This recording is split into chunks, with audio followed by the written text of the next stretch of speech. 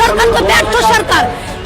আমরা বাংলাদেশে আরেকটি প্রদেশ করব শুধুমাত্র সনাতনীদের জন্য, এমন একটি ভিডিও সোশ্যাল মিডিয়ায় ঘুরে বেড়াচ্ছে।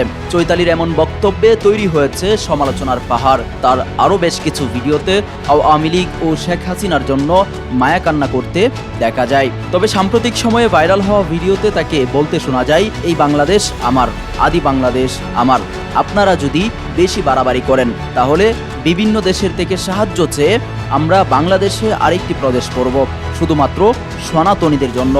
কিন্তু আমরা তা করতে চাই না, কিন্তু আপনারা যা করতেছেন একসময় কিন্তু এমনই হবে। আমরা বাংলাদেশে আরেকটি প্রদেশ করব শুধুমাত্র সনাতনীদের জন্য। আমার মন্দিরে আমি কোথায় আমার দেবতাকে কতটুকু রাখবো তার কৈফিয়ত আপনাকে আমি দেব না। আপনি কোথাকার হরিদাস পাল যে আপনাকে এই কৈফিয়ত দিতে হবে?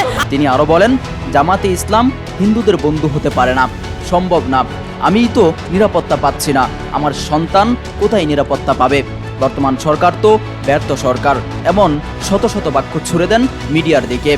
অনেকের দাবি, চৈতালি বাংলাদেশে সনাতনীদের জন্য আরেকটি প্রদেশের বক্তব্য দিয়ে রাষ্ট্রদ্রোহী কাজ করছেন। কারণ বাংলাদেশ একটি স্বাধীন রাষ্ট্র, আর রাষ্ট্রের ভিতরে আরেকটি রাষ্ট্র করার পরিকল্পনা নিঃসন্দেহে বাংলাদেশের সাথে গাদ্দারি বলে অনেকেই অভিমত দিচ্ছেন। আপনাদের বলতে চাই, বাংলাদেশ আমার, আদি বাংলাদেশ আমার।